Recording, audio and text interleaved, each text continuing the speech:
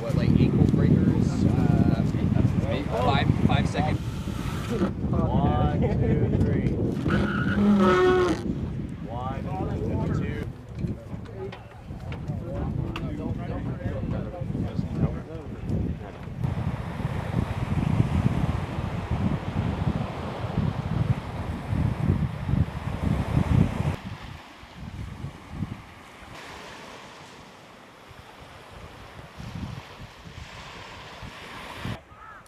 Doc will be the safety corpsman. All right. At any point in time of the training, whether it's during date or routines, all right. If you are a routine or priority casualty, you'll be transported back to the beach. All right. From there, we'll meet you down. What do you do? Kill it. Surf zone. Where are you? Proceed with caution. What's our fucking hazards? We have law enforcement, radio battalion, we have combat camera, and then obviously those who are not going to be on like the raid for next week. We'll execute like bump plans, down boats, and then eventually we'll do a mock profile raid tonight here at this beach. So that's kind of the brief ski maneuver, and that's how we're going to do the rotation. So we have 108 spots on the boats. Go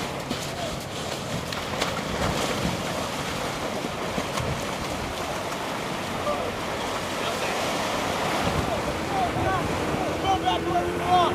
Let's go. Let's go. All right, take it down off first.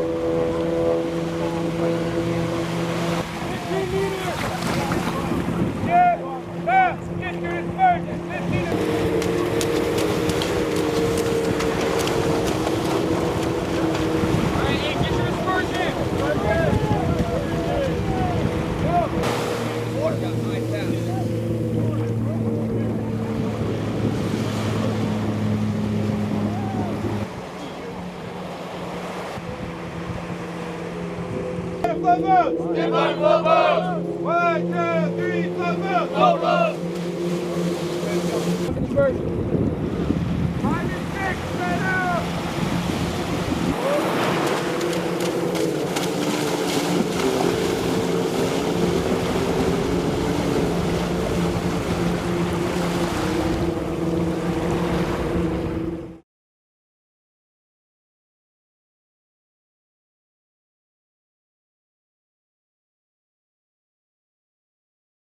Tom Charnley. I'm a sergeant in 2nd Platoon. I'm 2nd Squad Leader of Fox Company, 2nd Battalion, 5th Marines. Charnley. So this is all the basically the basic skills for the boat package, like just launching and recovering boats, flipping over boats that have been flipped, actually working with the engines, and then getting our speed runs for.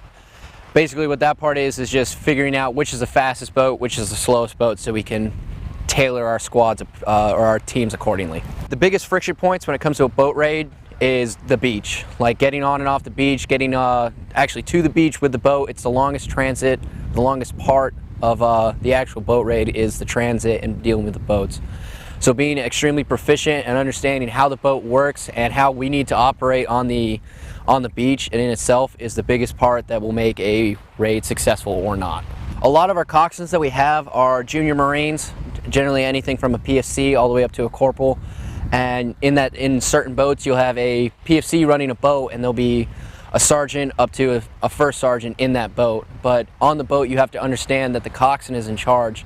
And so those guys who are higher ranks than those need to understand that that PFC at that time is running the show, and they need to have that trust and have that confidence in that Marine for what his job is actually doing. And that's what this part is here. We're getting the kinks out, we're getting the, knocking the rust off of those guys to reteach ourselves what we need to do. That way we do have that trust and confidence because we've worked with each other. It's cold and wet out there, and when we're on the boats, like, misery builds confidence.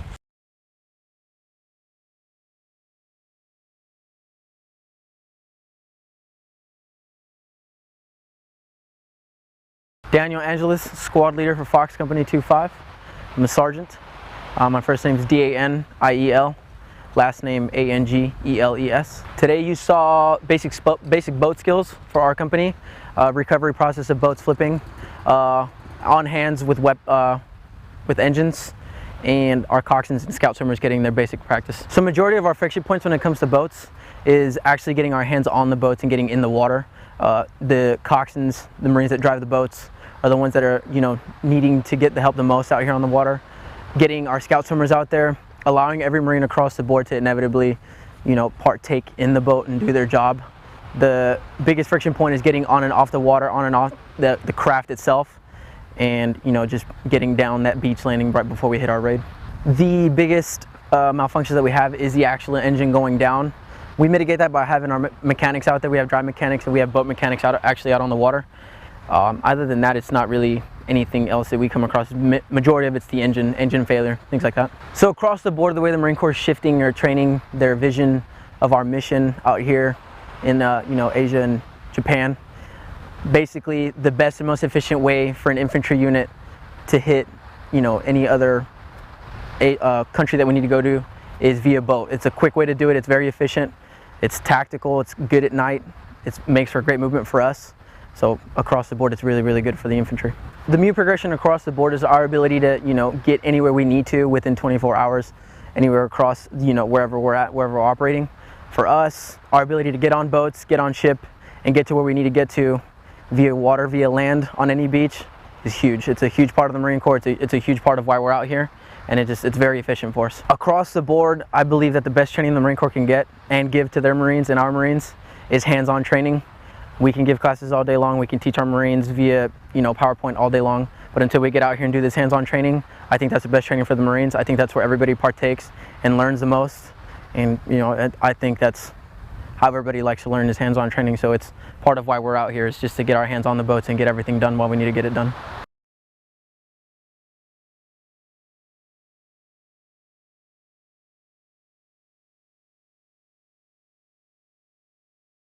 Jesse Pearson, Staff Sgt, J-E-S-S-E-P-E-A-R-S-O-N. Right now I'm a platoon sergeant for 2nd Platoon Fox Company 25. What we have going on at night, that's our best time to strike the enemy. If we're doing any kind of raid, this is our best chance to infiltrate the enemy lines.